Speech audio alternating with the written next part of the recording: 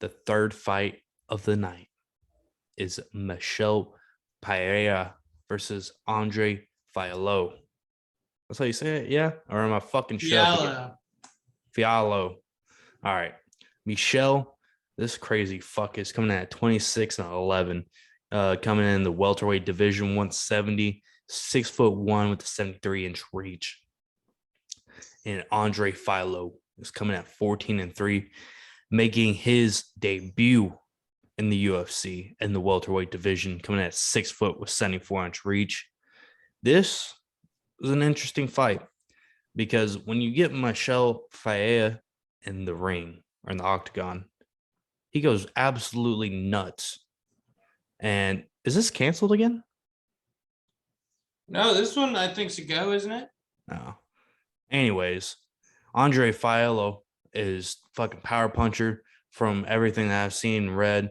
His last win coming a KO knockout versus former UFC fighter James Vick.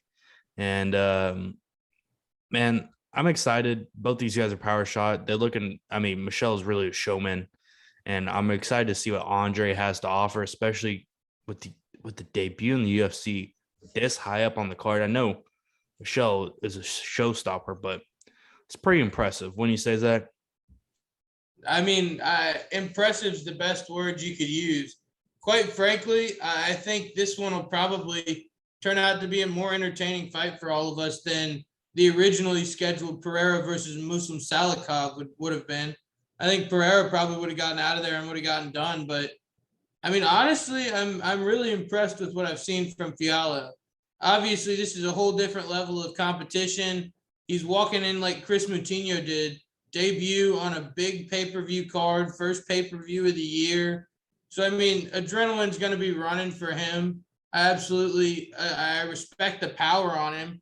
I'm really tempted to pick him, but I think when it comes down to it, Pereira isn't going to get put out of there in the first round.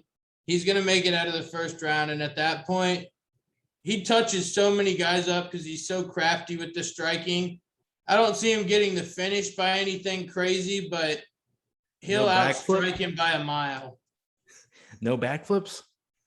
Well, I'm sure there'll be a backflip. I just don't know if it'll actually cause any damage. That's the thing. ESPN clips all of these crazy strikes. Some of them land, but hardly any of them ever hurt anybody. Yeah, that's so true. He had one crazy one, didn't he? Where he like ran off the cage and punched somebody on the ground. Yeah, it was like a inverted Showtime punch almost. Yeah, he's crazy.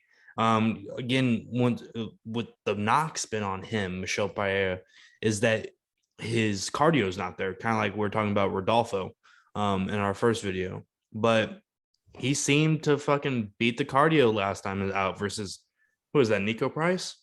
Yeah. Yeah, I mean, that was a good fight. I mean, he showed it all. And I know he has 11 losses, but I think if he can get his cardio in check, he has a chance to, bang with the best one and maybe just be entertaining, maybe not fight for a world title. But see, here's my paradox and why, typically I don't pick Michel Pereira. With the way that he strikes and the way that he does things, he wastes a lot of energy. There's a lot of wasted movement and, this crazy jump out, run and jump off the cage just to gain distance and end up back in the exact same spot I ended up in. Like, he does a lot of things in there that just obviously would drain your gas tank. So I'd like to see him be a little bit more responsible. But at the same time, all of that weird shit is what makes him flow. And I think it's kind of what makes him good. I think that's the reason he ever has any success, because he's in there doing weird shit, keeping himself on his own toes, much less his opponent. So I don't know if I'd want to put the muzzle on him too hard, but I'd like to see him be a little bit more responsible with his gas tank this time. Yes. absolutely. I mean, I think he was versus Nico Price. He didn't do anything super, crazy, right? Not that I can remember off the top of my head, but well, I think Nico Price was pretty dangerous for him. I think that was definitely like for every weird thing that I can do, so can he. I'm interested to see how his mindset is coming in against a UFC debut guy.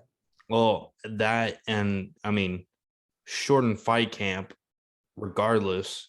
and you haven't been training for this guy. And a lot of fighters like to say, I don't watch film on him, blah blah. That's complete bullshit. If you're smart and you're an intelligent athlete in any capacity, you watch what your opponents do well to pick them apart. But How do you think Trevor Whitman does it? Ladies and gentlemen, secrets revealed here on the Calf Kick Experience. intelligence is key in this muscle dummy sport. Use your noodle. Exactly. All right. We have Andre Fialho coming at plus 240 underdog, and Michel Pereira coming back as minus 270 favorite. Heavy favorite right here for Michel. Zach, you seeing any prop bets? I haven't quite looked. I just find it interesting that it seems like Vegas gives Fialho a puncher's chance because plus 240 coming in on like 10 days notice, I want to say 9 days notice ish.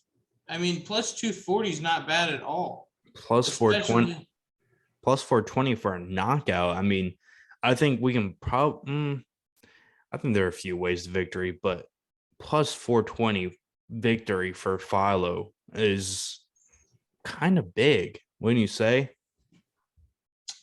I mean, I think that it's definitely it's possible. I am very hesitant to pick Pereira because I could absolutely see it being a first round, first punch, 5-second fight kind of knockout, if you know what I mean. One of the ones where he goes and gets interviewed and then gets a whole bunch of fans and we don't quit talking about it until the next time he fights. I mean, absolutely could be the case. But I mean, I'm not I mean, really that's not how I see it though. I mean, I'm not really keen on any of these props here. I mean, nothing's really just like taking my attention. I I mean, was about to say I called Pereira by decision at plus 225 down here. I don't think that that's horrible at all. And even minus 270, when I'm pretty confident that we're going to get a dub here, I think that's a pretty good parlay piece. I don't think that that takes your odds down much. And like I said, I'm pretty sure he's going to win. yeah. I mean, maybe if you're not confident in parlay, take Pereira KO at plus 200. And you throw a shot in the dark plus 420, kind of even everything out. I mean, you're gonna come back with plus money regardless, depending on how much you put in. But I think you could probably. I'm almost confident this is in a KO, Zach. I think you hedge your bet. I mean, look, if there's any weird bet that we're gonna call, it's gonna be that one. Fialho by TKO or KO. He's got a puncher's chance. He's not completely out of this one, but I think we're both riding with Pereira. I think he's going to get it done. What about you, Gage? What say you? I say Pereira by TKO. I'm not calling around, never do that shit, but Pereira does it. He does it in impressive fashion. He does some crazy shit. He does a backflip off the cage. Someone maybe kiss his mom. I don't know, on the lips. Booyah, bang energy, and big booty bitches. You heard it here first.